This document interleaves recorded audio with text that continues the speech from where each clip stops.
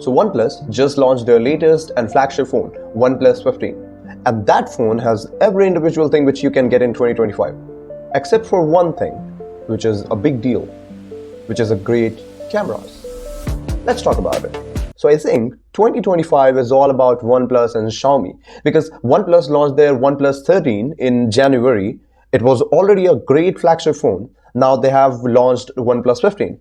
And it's the peak of what you can get in a smartphone in 2025.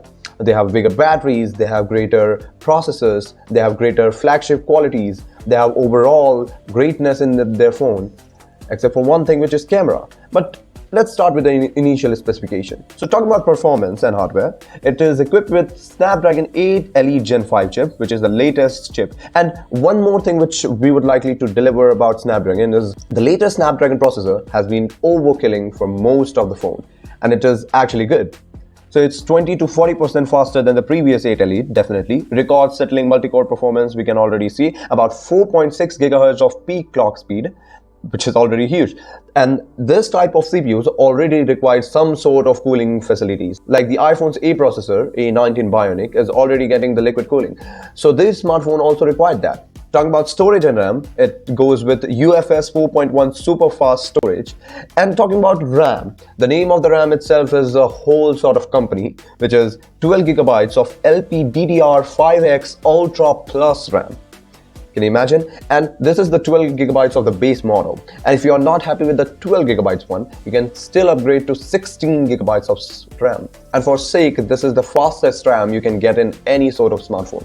Talking about build and design, it's new, clean, completely squared off design, full matte black finish. And their back itself is a new sort of technology. There are three colors: matte black, matte sand, and matte violet.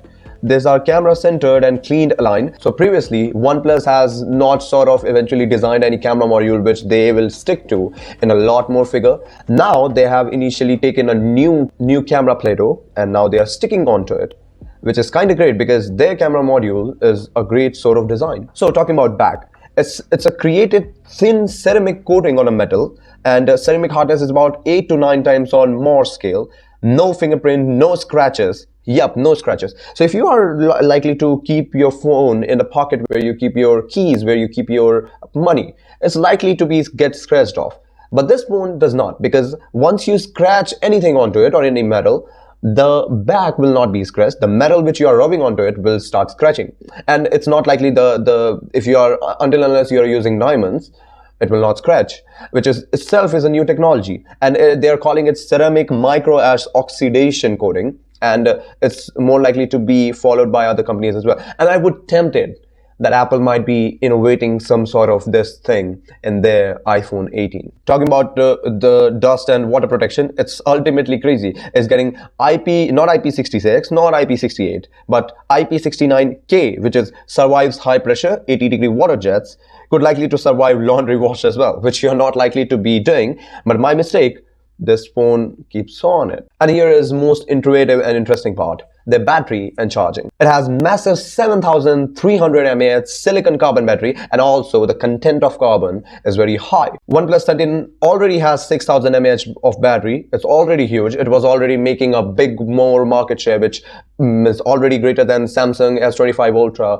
iPhone 17 still greater than that. It can easily give you up to 7 to 8 hours of on-screen time. And if you are likely to use your phone in a continuous high-end performance, you can get likely to be 7 to 8 hours. But if you are using it not so much of high intensity work, it can last you 2 whole complete day. Like, the initial users have taken a look at the phone is from 100 to 50 in one day. They have taken sleep. It has taken 1% during that whole night, and next day is from 49 to 1 whole complete day. Amazing. Talking about charger, again, it's 80 watt in US, 100 watt in other regions, and 50 watts wireless charging. And 50 watts is already a huge number, but if you are likely to, that cable guy, you can, charge it to 100 watts and get like 0 to 70 in less than 7 minutes. And OnePlus has also figured out their own chipset. So they have managed to get G2 wireless chipset, so their own chipset, and it's likely to be making them more useful just because they will be more integrating the thing there. And it's actually faster than the latest Apple's own integrated chipset, silicon chip. I talk about whole of that smoothness or kind of thing. This is a 165 refresh rate, and it's not sort of like whole 165. It sits on 120, but once you're gaming and into those gaming market, it is 165 hertz, the peak. It has insanely 3200 hertz touch sampling rate, which is pretty great. The whole of display is 1440p, not likely to be 1440p, it's 1272p, which is not same because it's a little downgrade. OnePlus 13 has 1440 and this has 1272 pixels. It's not likely to be, observed by much more users, but less means less. Now talking about the software, Oxygen OS also already feels like, Color OS and ISO hyped or hybrid kind of thing. They've already started copying the iOS things like liquid glass and some sort of smooth animation, which I personally is a great fan. It looks good, and personally, Windows Vista feels crazy. It looks crazy, and now the things are been again equalizing in the same way. So as I've talked about, the one primary biggest reason to not buy this phone could be the camera. See, OnePlus has never particularly started at focusing on cameras. They have pretty great quality of every individual components, including batteries and etc. and Oxygen OS as well. But the one thing which they have never been arguing about is the camera. They never had made the peak line cameras which you could expect in this price bracket and this form factor phone. It already has great stuff. It does not click so much of crispy image which you could likely to observe in the same price bracket phones like Samsung S25, like iPhone 17 and much more. But it's not ignorable, but it's not appreciable as well. And I think this could be the potential reason of not buying this one, because camera is one of the best integrated thing which we can personally feel about, which we personally look onto. Supposedly, if you are a user, would you rather be observing 165 Hz display, or would you rather be used to with those good cameras? And I think most of the user will rely on to the second grade. So it has the same sensor of $400 on a 200 and clicks the same picture, nothing of the more difference.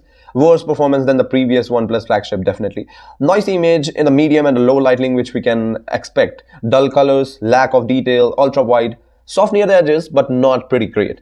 Telephoto, decent but not special, which you likely to observe in this type of phones. And talking about pricing, it's $899 for 12 gigabytes, and if you're tempted to go with the 16 gigabytes model, it's $999. So it's a pretty expensive phone. So in short, you could buy this phone, but with one potential loss, which is camera. And I think most people will be caring about camera other than the 165 Hz, 12 gigabytes, 16 gigabytes RAM, or how the Oxygen OS feels like.